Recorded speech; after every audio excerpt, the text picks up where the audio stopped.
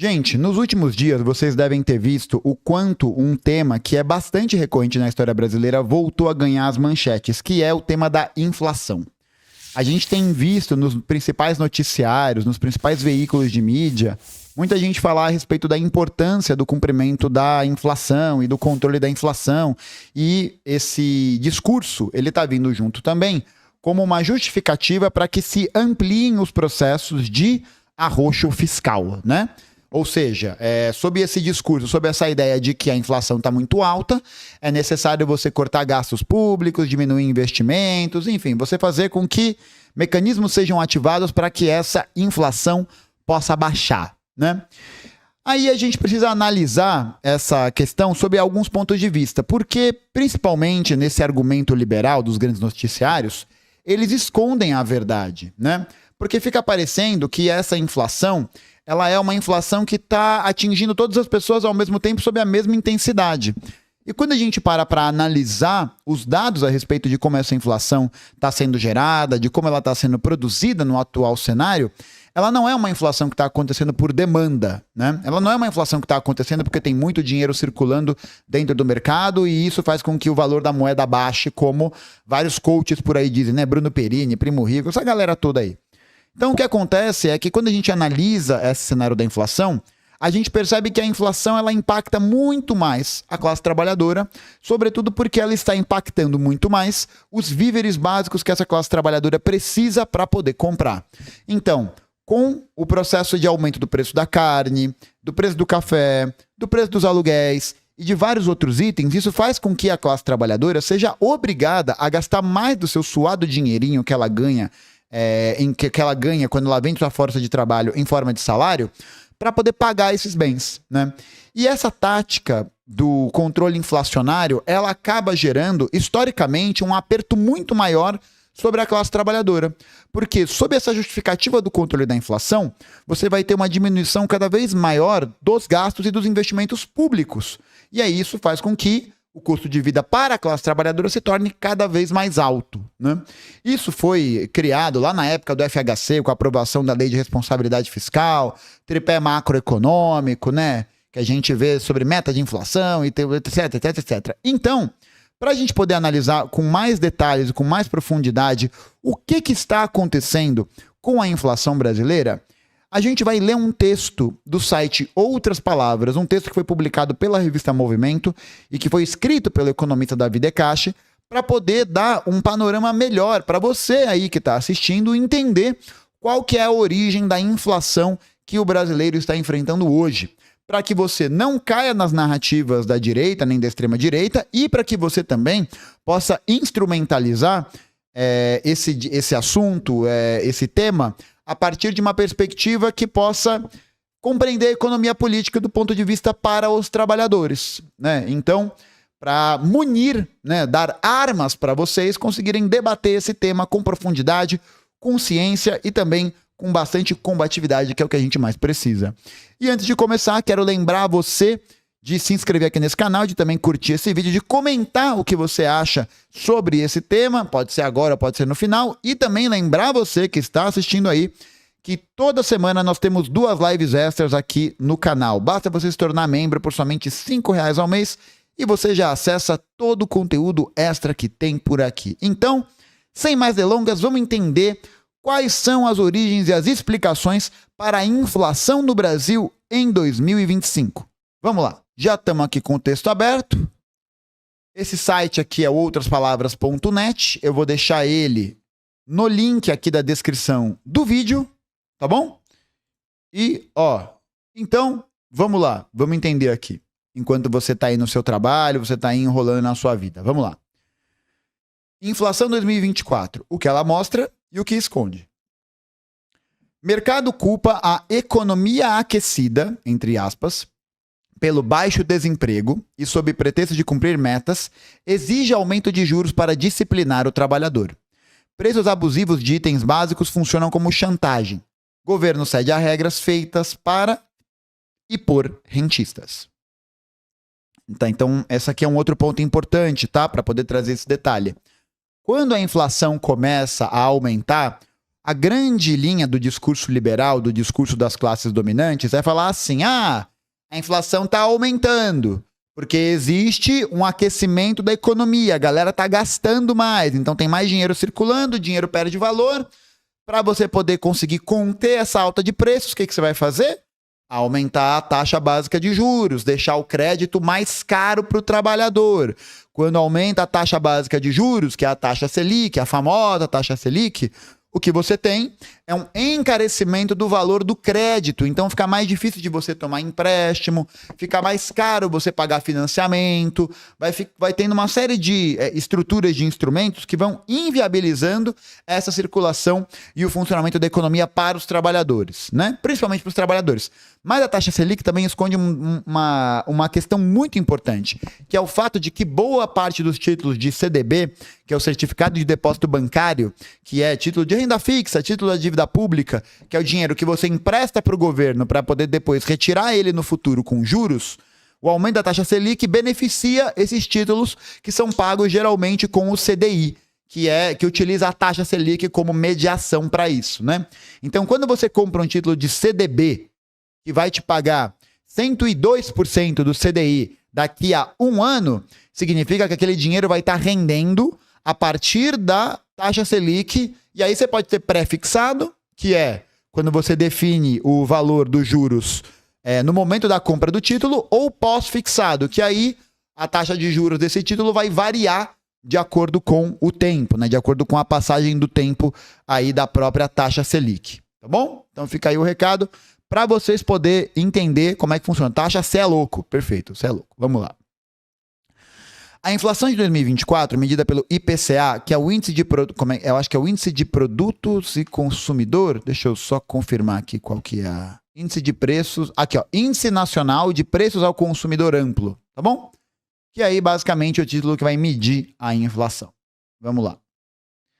Fechou o ano com alta acumulada de 4,83%. Muito acima do centro da meta de 3% e também superior ao limite de 4,5%, ultrapassando o teto estabelecido pelo Conselho Monetário Nacional. O problema maior, entretanto, não é o patamar médio da inflação, mas sua composição. Presta atenção. Os alimentos, itens básicos para a população, registraram altas expressivas. Embora o cenário esteja longe de um colapso econômico, ele evidencia a continuidade de graves problemas estruturais herdados, em grande parte, dos governos Temer e Bolsonaro, que ainda não foram resolvidos. Entre esses problemas, destacam-se a lógica da política de preço de paridade de importação da Petrobras, que, mesmo suavizada, foi suavizada logo no começo do governo Lula, segue amplificando os impactos da pressão cambial sobre o custo de vida. Esse impacto da pressão cambial é justamente o impacto dessa circulação de real e de dólar que acontece no mundo, né? A ausência de instrumentos não monetários para controle da inflação, como estoque regulador de alimentos. Então, durante o governo Bolsonaro, os estoques reguladores de alimento no Brasil foram praticamente zerados. Mas não houve uma movimentação por parte do governo federal em realizar o reestocamento dos alimentos para poder baratear o preço deles, né? E aí, sem essa iniciativa, que não é uma iniciativa do campo monetário, né, não é uma iniciativa do campo econômico do banco, o que acontece é a elevação do preço dos alimentos. E o enfraquecimento de mecanismos compensatórios, como, aqui presta atenção, o poder de compra do Bolsa Família corroído e uma valorização do salário mínimo insuficiente para conter a insatisfação popular. Um quadro que tende a se agravar nos próximos anos com as novas regras aprovadas no final de 2024.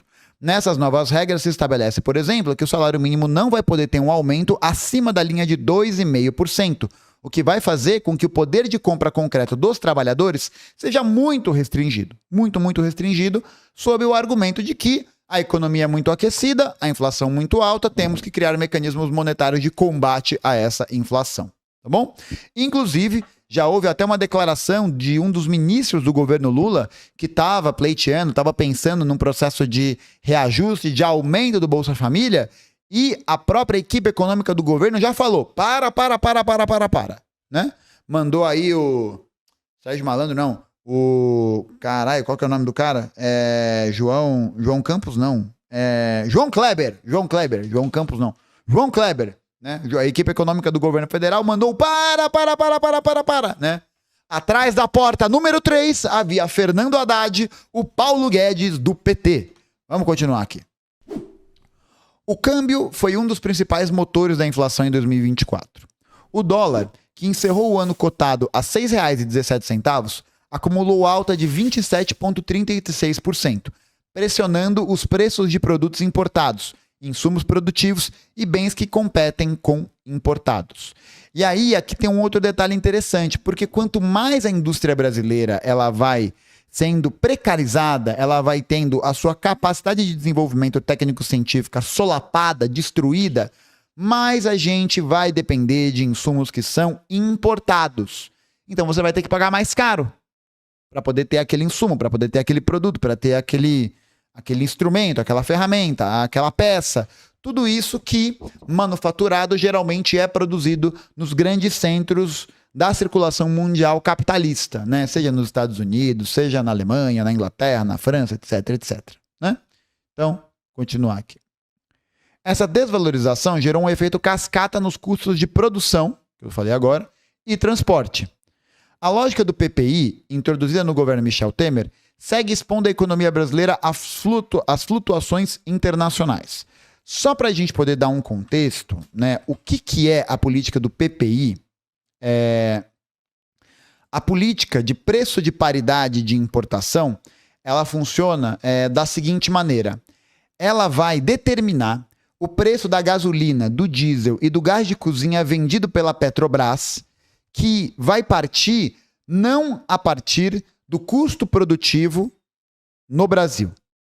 Não vai colocar isso, não vai fazer essa conta da venda da gasolina, do diesel, do gás, a partir da produção brasileira.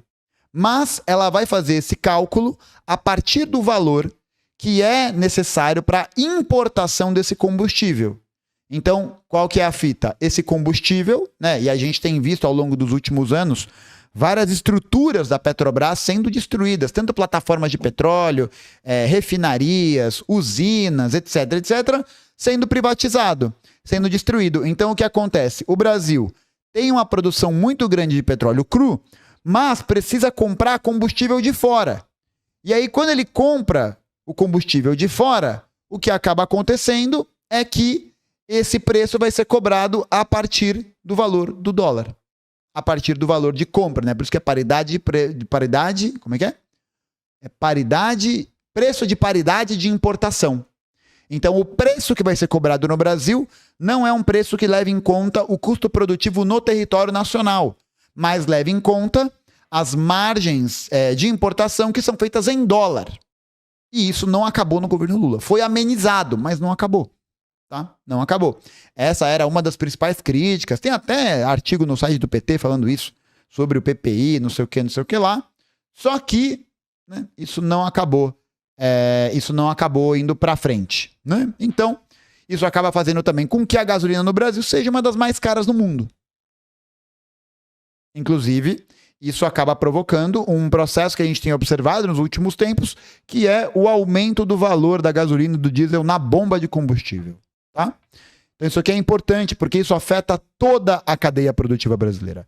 Toda a cadeia produtiva brasileira é afetada pelo preço de paridade de importação, política criada durante o governo Michel Temer, que beneficia os grandes conglomerados nacionais e estrangeiros e que não houve mudança significativa desde 2023, tá bom? Vamos continuar.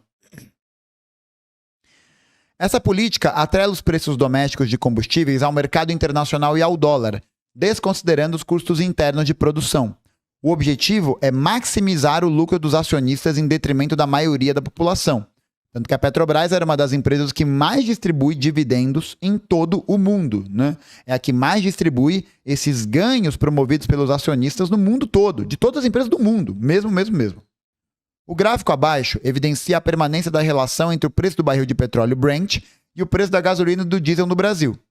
Em 2024, a gasolina acumulou alta de 9,7%, sendo o item de maior impacto individual na inflação, enquanto o diesel, essencial para o transporte de mercadorias, já que a gente não tem linha ferroviária, gerou aumento em alimentos e outros bens essenciais. Então, olha só que interessante. Esse gráfico aqui ele é muito didático em relação a isso. Porque ele mostra, né? Primeiro, o aumento do preço do diesel e do preço da gasolina acompanhando o preço do barril de petróleo.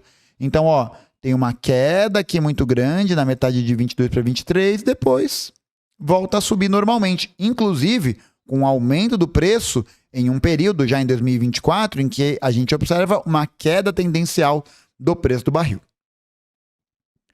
Esses fatores, alta no dólar e preço dos combustíveis, foram particularmente sentidos no grupo alimentação e bebidas, que registrou alta de 7,69% ao ano. Então isso aqui é importante. O que está puxando a inflação brasileira para cima é justamente essa política de preço de paridade de importação, que não foi descontinuada, e a alta do dólar. Porque se a gente está equiparando a nossa necessidade de compra de combustível a partir do dólar, quando o dólar dispara, o preço do combustível também dispara. Percebe? Percebe que é isso aqui? Percebe? Renato Alexander, muito obrigado aí, se tornou membrinho do canal, seja muito bem-vindo, muito obrigado. Vamos lá. Além disso, as condições climáticas adversas, marcadas pela seca mais intensa da história recente e pelo fenômeno Laninha, agravaram ainda mais a inflação ao reduzir a oferta agrícola. A ausência de estoques reguladores de alimentos, um instrumento essencial para amortecer choque de preço, agravou a situação e dificultou uma resposta mais efetiva. Além disso, o enfraquecimento de políticas compensatórias foi notável. O Bolsa Família, um programa essencial para a segurança alimentar das famílias mais vulneráveis, não foi reajustado em 2024 e 2025. 2025 começou agora, né? Então ainda vamos esperar. Mas provavelmente não vai ser reajustado, né? Se a fala do ministro que falou em reajuste já foi cortada aí pelo Fernando Tachad, aí já era, né? Isso reduziu a capacidade de consumo das famílias mais vulneráveis, aprofundando o descontentamento social. Enquanto os setores do mercado, em tom crítico, e o governo, em tom triunfalista, argumentam que a economia está muito aquecida e que o consumo segue elevado, a realidade concreta, marcada pela alta no preço dos alimentos e bens essenciais, revela que a vida da população está longe de corresponder a essa visão otimista. Então isso aqui também, gente, é um fator muito interessante para a gente levar em consideração, que é o fato de que boa parte dos ideólogos, dos políticos de mercado, né, e também das pessoas que estão ali envolvidas com a comunicação do governo, estão preocupadas em utilizar gráficos e números para explicar, né? Então você fala, a inflação está muito alta, mas você não fala onde, você não fala por quê, você não diz os motivos por trás disso, né? Você não revela as questões estruturais e os gargalos produtivos na economia brasileira que fazem com que a inflação fique tão alta, né? E aí você acaba produzindo uma declaração patética, horrível, né, politicamente tenebrosa, do Lula falando para a população não comprar alimento se tiver caro, né? Aí é foda, né, parceiro? Aí fica complicado, né? Aí fica difícil defender. Aí fica bem complicado, né? Bem complicado. Enfim, né? E assim, parênteses rápido, né? Parênteses rápido. Vou fazer um parênteses bem rapidinho aqui. Tá sendo muito engraçado, muito curioso ver gente da direita pegando a minha fala, pegando essa parte, pegando essas análises e tudo mais, e falando assim, olha aí, o youtuber lulista que faz o L contra o governo. Gente, vamos lá. Aqui não tem conchavo e nem passação de pano para governo nenhum. Seja o Lula, seja qualquer outro que venha a seguir, não é isso. Não tô aqui para defender ninguém. O homem é adulto, sabe se virar, não sabe? Tem autonomia, ninguém é tadinho. Ninguém é pobrinho, tadinho, coitado. Ninguém é coitado, tá ligado? Ninguém é coitado. Se tiver que fazer a crítica, vai fazer a crítica. Pronto. Da mesma maneira como a gente tem que elogiar, como foi o fato de que o governo instituiu a criação de um serviço de streaming nacional, com vários filmes brasileiros. Porra, isso é importante pra caralho. Isso é importante pra caralho e tem que ser notado, tem que ser lembrado, é uma coisa boa. Mas, no cenário geral, né, não é bem isso que está acontecendo, certo? Não é isso que está acontecendo. Então, assim, né, gente, a gente tá aqui pra poder elevar a consciência média da classe trabalhadora, de dar instrumentos para que ela possa pensar seu projeto de autonomia e de independência política. Tá ligado? Eu não tô aqui para fazer defesa de governo nenhum, sabe? E quem acompanha esse canal há muito tempo, sabe, é verdade. Ah, você chorou quando o Lula ganhou. Chorei, falei que ia acabar o pesadelo, falei, emocionei total. E se fosse hoje, voltar para aquele contexto, é a mesma coisa, tá ligado? Não me arrependo de nada. Poucas coisas me arrependo. E agora, já que o governo não serve aos interesses estratégicos da classe trabalhadora, né? Então, né? Merece a crítica. Olha o recadinho aí, especialmente para você que me assiste e tal, que acompanha, que não é comunista, que não é de esquerda, que... Eu reparei que ultimamente tem vindo muita gente de direita falar, porque tá apontando isso. Porra, não sou comunista, não sou de esquerda, mas você é coerente com o seu discurso, você tá dizendo a verdade, você tá não sei o que. E é isso, gente, é isso, tá ligado? Manter essa coerência, porque essa coerência mostra para essas pessoas de direita, que não são comunistas, que não são de esquerda, que o projeto de emancipação científico para a classe trabalhadora está dentro desse cenário de uma análise de uma economia política que sirva aos trabalhadores. É isso. É criticar a privatização, é criticar o preço, a paridade de preço de importação, é criticar a política de austeridade, é criticar tudo isso. Aí, é claro, isso não é feito da noite para o dia, né? Você não vai conseguir moldar, você não vai conseguir pensar essa consciência da noite para o dia, né? É um processo, tá? Então é só para poder deixar isso aqui bem claro, tá? Bem claro. Eu vi alguém falando ali, mas tem que saber criticar. É um jeito de ver. Olha, eu não acho isso não, viu? Eu acho que, cara, essa parada de saber criticar, como que tem que criticar então? Tem que pedir permissão para criticar? É isso? Tem que pedir a bênção? A bênção, pai. Tem que pedir a bênção pra saber criticar? Não pode criticar? Porra, mano. Tá ligado? Os caras estão falando... A gente tá falando de política, gente. A gente tá falando de política. A gente tá falando de luta pelo poder. Os caras estão aí, disputando poder. Estão aí, ó, macetando a classe. Aí tem que... não, veja bem. Porque senão vai dar munição. Sabe quem dá munição pra extrema-direita? Sabe quem dá munição para a extrema-direita?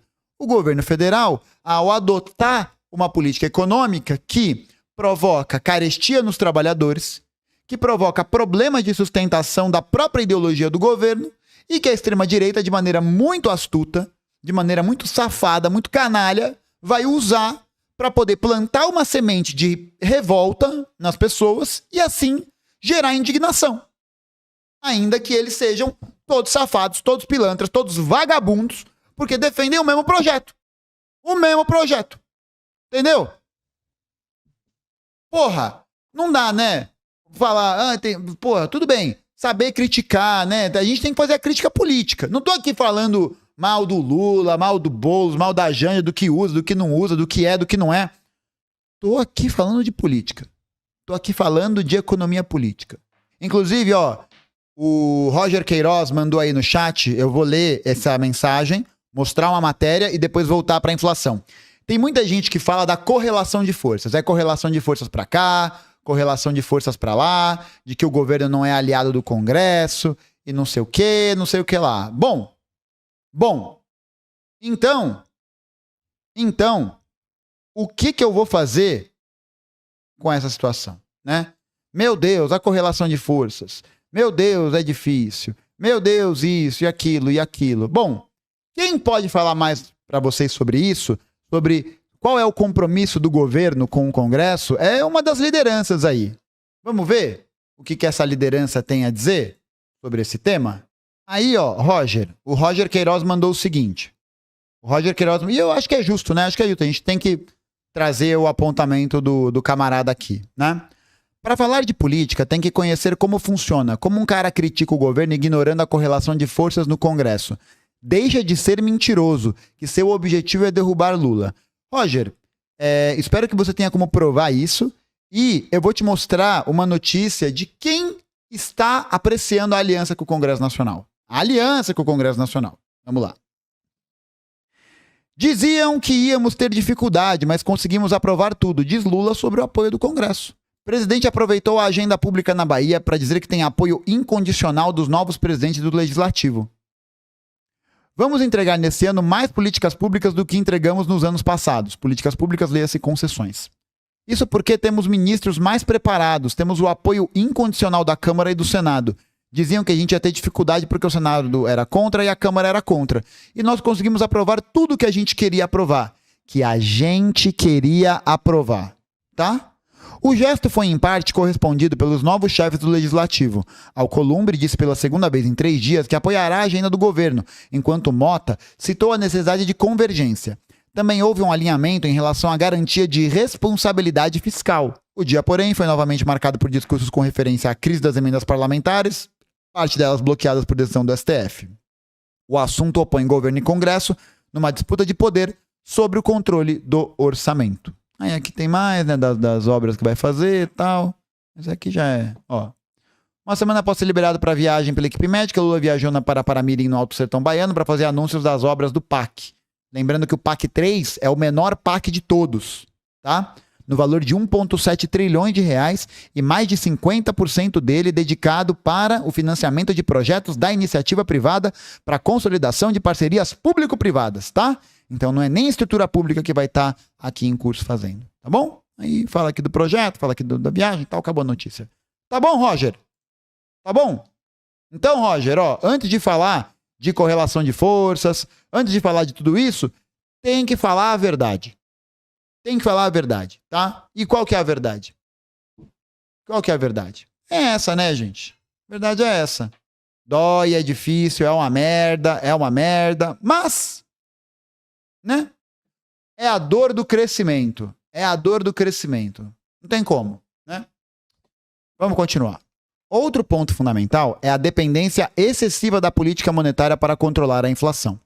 A meta de inflação de 3%, um patamar irrealista para a realidade estrutural da economia brasileira, é definida pelo CMN, composto por membros do governo, ministro da Fazenda e Planejamento, e o presidente do Banco Central.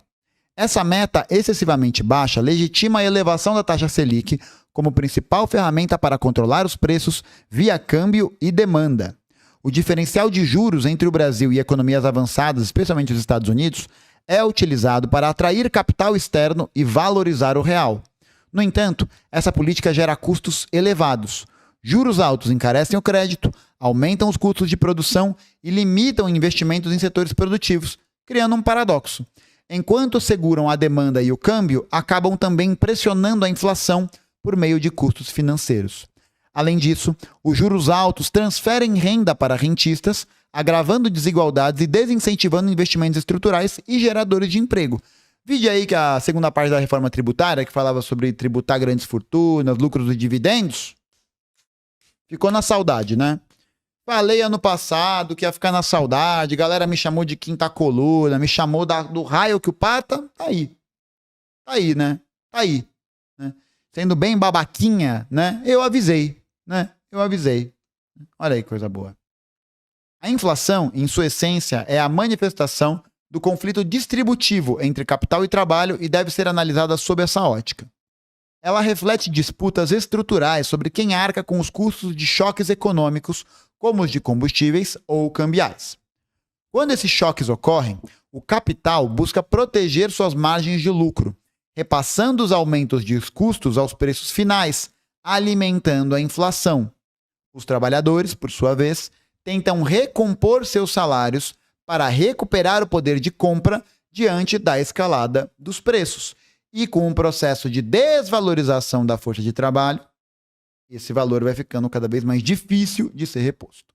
A capacidade dos trabalhadores de alcançar reajustes salariais, entretanto, está profundamente vinculada à taxa de desemprego.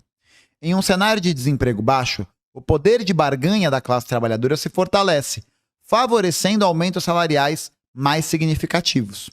Para o capital, contudo, isso representa um aumento dos custos, gerando uma tensão que frequentemente se traduz em novos repasses aos preços.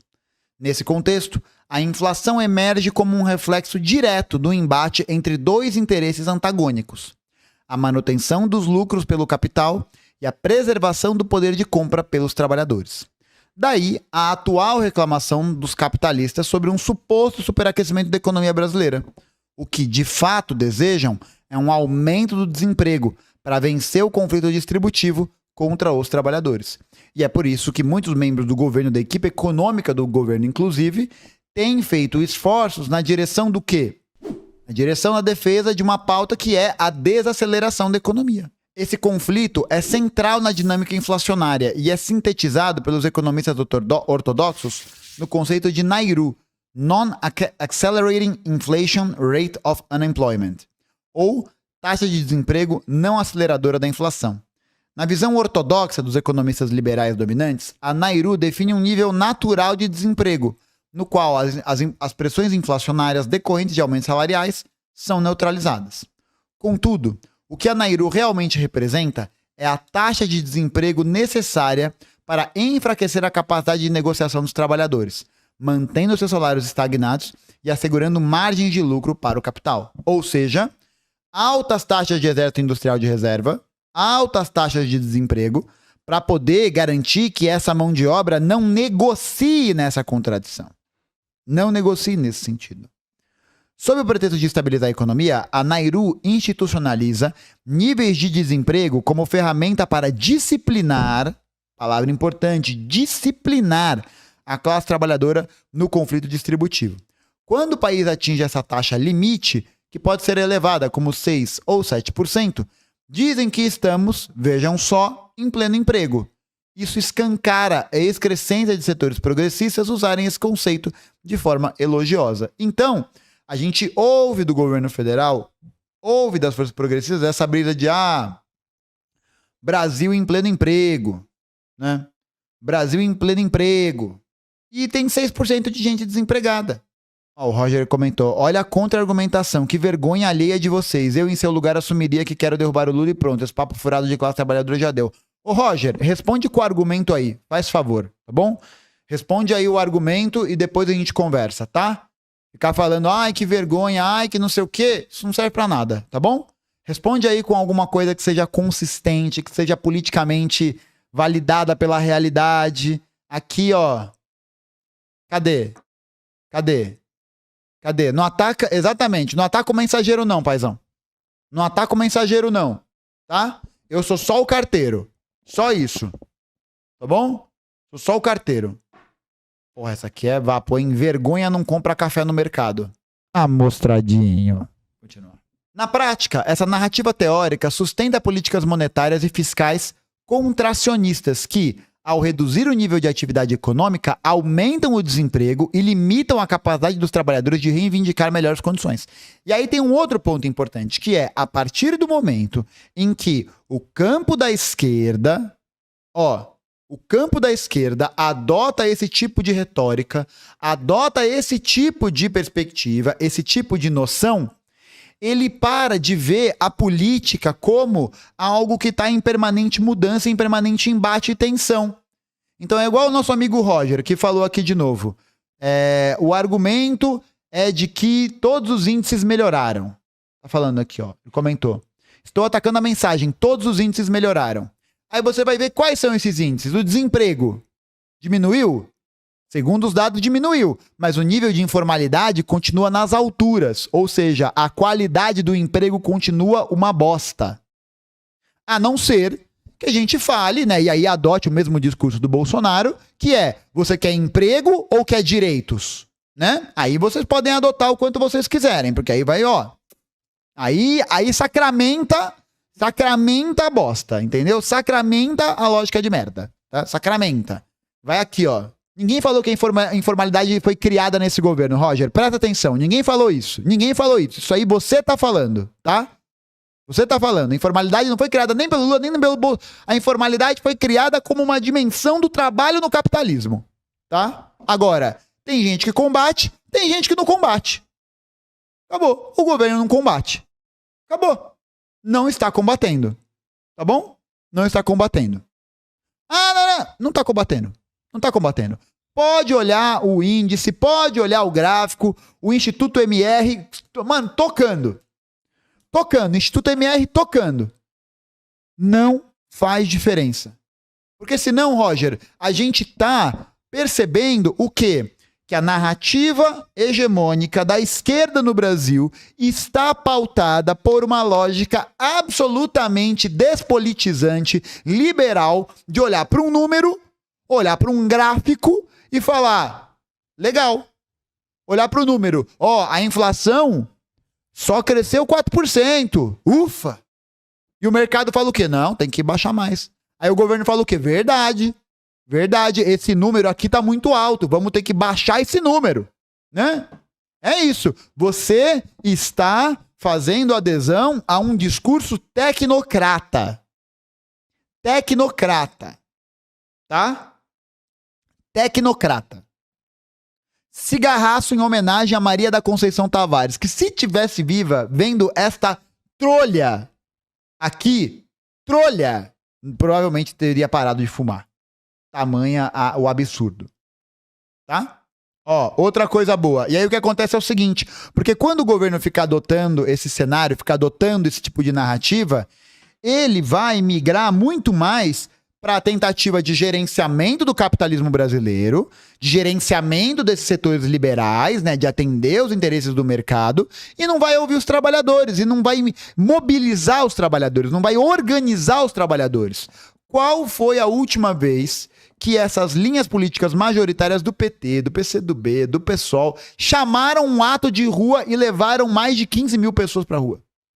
Qual foi a última vez? O comício que teve do Lula com Boulos na eleição da prefeitura do ano passado de São Paulo foi um fiasco. A caminhada da vitória que juntou meia dúzia de gato pingado e perdeu de novo. O 1º de maio, dia histórico, você olha o 1º de maio nos anos 80, nos anos 90, nos anos 2000, a CUT mobilizada pra caralho, centrais sindicatos. Não tô nem falando da questão da estratégia política, não tô nem falando disso.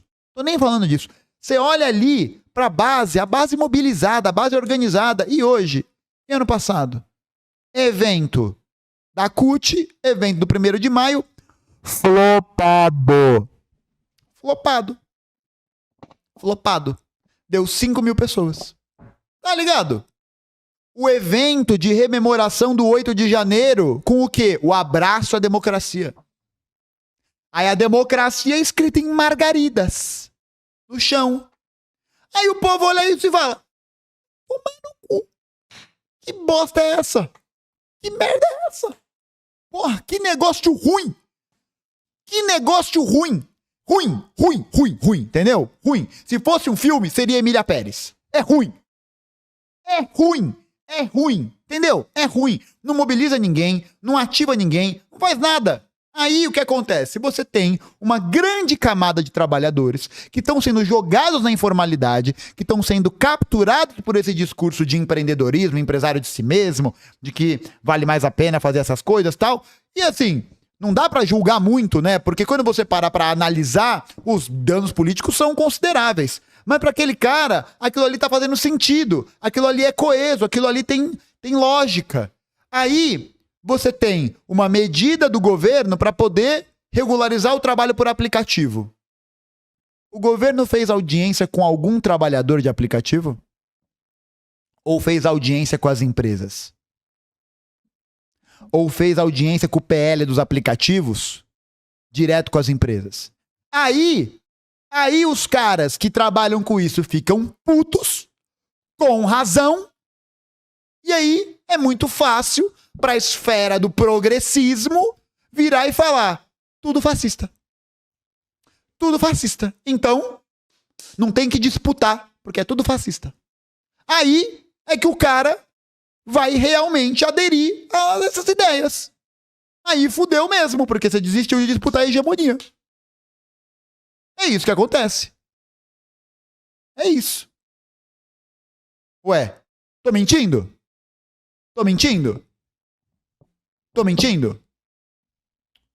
Porra, aí todo mundo é burro, todo mundo é idiota, todo mundo é burro. Todo mundo é fascista, todo mundo é idiota, todo mundo é burro. Menos quem? Menos a equipe econômica do governo que sabe o que está fazendo. Pelo amor de Deus, velho. Sabe? Não dá, cara, não dá. Aí faz essa defesa, essa coisa crítica, essa coisa imbecil. Imbecil. Que não leva em consideração nenhum projeto político. Não tem combate político, não tem enfrentamento, não tem nada. Não tem nada, tem o quê? É o boné, o Brasil dos brasileiros. Tem o Alexandre Padilha fazendo dancinha. Puta que pariu, moleque! Puta que pariu, moleque! Cara, como é que você não fica maluco, velho? Como é que você não fica maluco? Porra! Não baixa um, não faz nada. Ai, não sei o quê.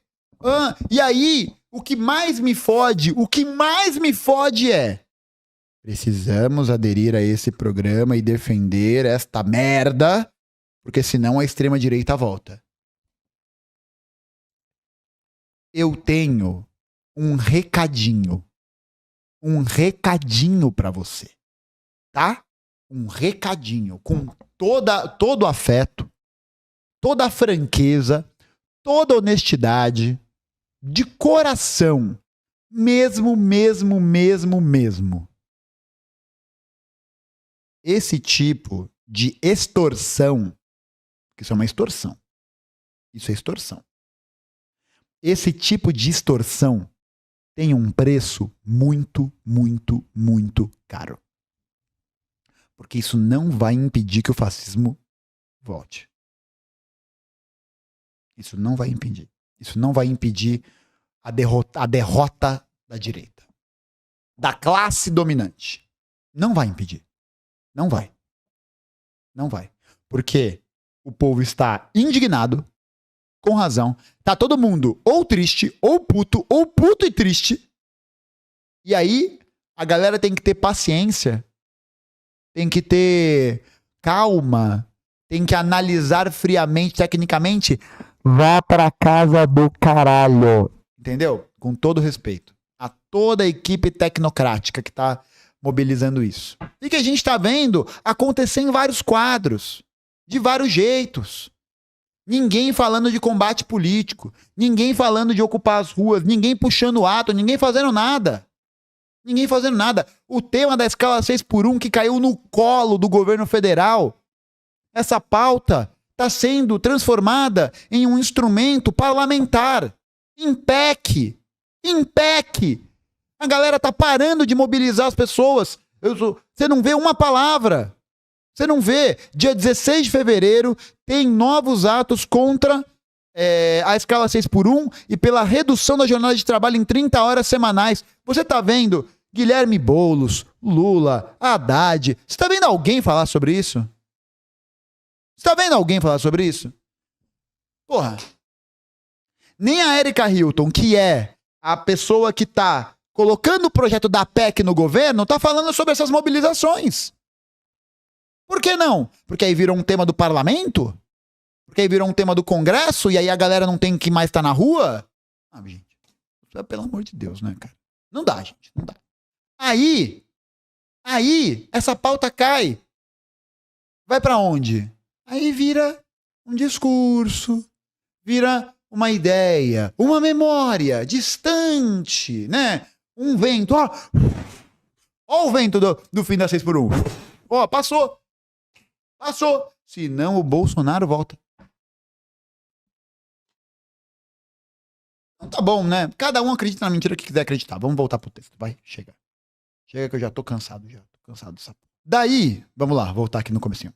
Na prática, essa narrativa teórica sustenta políticas monetárias e fiscais contracionistas que, ao reduzir o nível de atividade econômica, aumentam o desemprego e limitam a capacidade dos trabalhadores de reivindicar melhores condições, o que é aprofundado pela hegemonia liberal, que entende que a organização autônoma e independente dos trabalhadores não é importante. Daí as tentativas recorrentes de imposição de políticas fiscais de austeridade e o desmonte de políticas sociais protegidas pela Constituição. O custo social dessa lógica de austeridade permanente é imenso. Desemprego elevado, mesmo quando economistas anunciam que a taxa de desemprego é baixa, desigualdade crescente e perda de qualidade de vida para amplas parcelas da população. A massa salarial brasileira tem a menor participação no PIB do Brasil dos últimos 20 anos. Tá bom? Ainda assim, essas políticas são frequentemente apresentadas como tecnicamente neutras e inevitáveis para controlar a inflação, quando, na verdade, representam escolhas políticas claras em favor do capital. Esse entendimento é fundamental para analisar a inflação sob um prisma mais realista, científico e que não camufle a luta de classes. Para 2025, é urgente abandonar a lógica do PPI, que prioriza os lucros de acionistas às custas da população. É igualmente essencial retomar estoques reguladores de alimentos, implementar uma política robusta de valorização do salário mínimo e reajustar anualmente o Bolsa Família acima da inflação. Além disso, a meta de inflação precisa ser reajustada para níveis mais condizentes com a realidade econômica e social do Brasil, como 4% ou 4,5%, possibilitando uma política monetária menos restritiva. A inflação, em sua composição, reflete claramente o conflito distributivo entre capital e trabalho.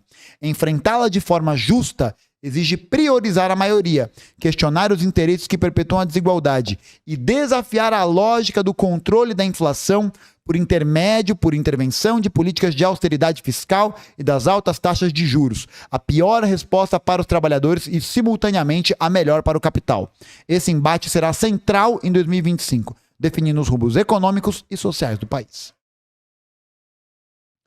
E aí, o que é complicado é você não ver uma posição sobre isso por parte das grandes lideranças do progressismo. Nada. Por quê? Porque estão em coadunência, estão aqui, ó, assim, com os interesses do capital. É isso. É isso. Porque essa linha política, essa linha ideológica vai de encontro, beijinho, beijinho, aos interesses do capital. Acabou. E aí, mas o Congresso não vai deixar. Verdade. O Congresso não deixa, o Senado não deixa, verdade. Aí eu te pergunto uma coisa. As grandes leis e os grandes programas que atenderam a maioria da classe trabalhadora brasileira, como o SUS, o voto para os analfabetos e várias outras reformas que foram aprovadas nos anos 80, vieram do Congresso, do Senado ou das ruas? O Roger aqui para poder terminar. Os caras nem trabalham, nem passam fome e vêm falar pela classe trabalhadora. Lula foi sindicalista, esteve lá, entende como funciona. Esses comunistas virtuais não. O que é pior ainda, né, Roger? Porque se eu sou comunista virtual, não entendo como funciona e tô aqui falando merda, eu tô no meu direito de falar merda porque eu não entendo nada, nunca tive lá. Agora, a reversão não é tão verdadeira, né? Se esteve ali e entende como funciona, está agindo deliberadamente. Para poder encerrar, gente, para poder encerrar. Não adianta ficar resgatando fantasma de passado para um presente que não existe mais. Não existe mais. O Lula pode ter sido sindicalista nos anos 80, ter mobilizado muitas pessoas, ter encampado uma luta econômica muito importante naquela época. Muito importante. Ninguém tá tirando mérito disso. Você não vê eu tirando mérito disso. Eu, inclusive, teria divergências estratégicas lá atrás. Tá? Lá atrás já tinha problema. Mas ninguém nega essa importância. Ninguém nega. Ninguém tá dizendo que... não. Agora, a questão é a seguinte. O que está acontecendo agora?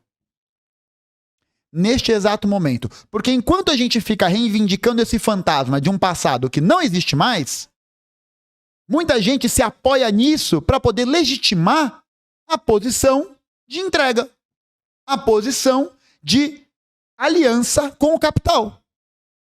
E aí? É isso? Então é isso? Acabou? Já era? Bom, aparentemente para alguns sim. Aparentemente para alguns já era, porque afinal de contas, essas são as regras do jogo. É assim que se faz. E é esse imobilismo, é esse conformismo, é esse tipo de letargia, é esse tipo de redução da política a um número e há uma extorsão de um futuro que não vem, que o presente vai ser entregue no colo da classe dominante. Que já está, né? Vai ser ainda mais. Se hoje o presente está entregue no colo da classe dominante, por parte das forças progressistas que não fazem esse combate à hegemonia, daqui a pouquinho a classe dominante vai estar aqui, ó.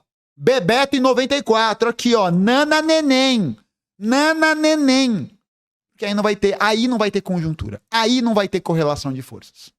Aí não vai ter. Aí eu quero ver se vai ter gente indo pra rua se mobilizar, se organizar, porque os comunistas vão estar. Os comunistas vão estar. Estivemos durante o golpe do Temer, estivemos durante a jornada de 2013, durante o governo Bolsonaro, quando os setores progressistas não queriam puxar ato, e foi lá, formou-se uma frente para poder puxar o ato. Foi o momento que a popularidade do governo Bolsonaro mais caiu, em abril de 2021, junho de 2021, na verdade. A gente esteve lá quando tiveram...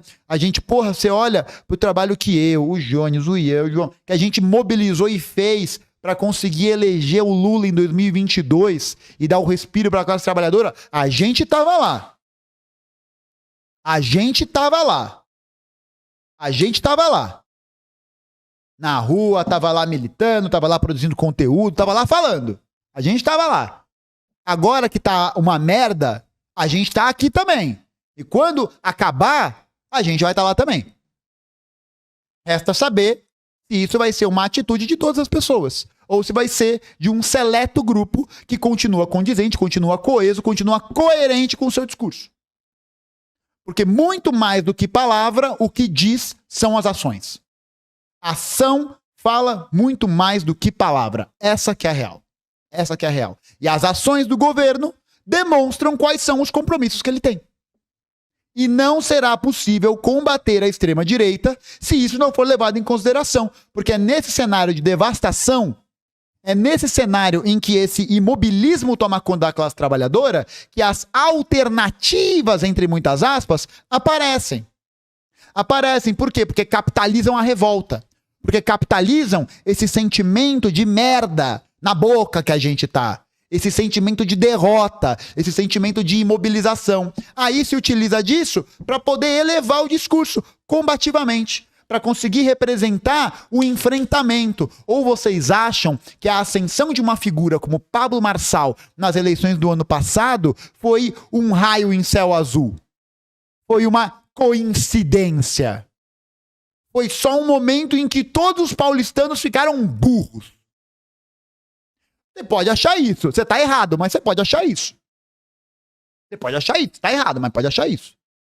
E pode anotar, foi só o primeiro de muitos desses movimentos. E aí não vai ter pra quem chorar depois.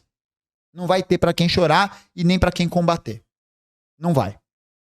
Não vai. É só o início desse processo. E enquanto a gente não tomar de assalto essa noção e essa ideia, esses caras vão continuar ganhando corações e mentes. É isso. Por quê? Porque pegam o imobilismo, pegam esse conformismo, pegam esse programa e utilizam ele como uma plataforma política. Eles defendem a mesma coisa. Deixar bem claro aqui, né? Essa galera da direita defende a mesma coisa, o mesmo projeto. O mesmo projeto. É a demagogia, é a sacanagem. Defende a mesma coisa. No fundo, depende da mesma coisa. Os mesmos agentes, os mesmos processos, depende da mesma coisa. Talvez com uma plataforma mais conservadora, uma plataforma mais reacionária do ponto de vista social. Mas na base, é o mesmo projeto. É o mesmo projeto. Essa galera vai vir babando em 2026. Babando. Babando. Sabe por quê?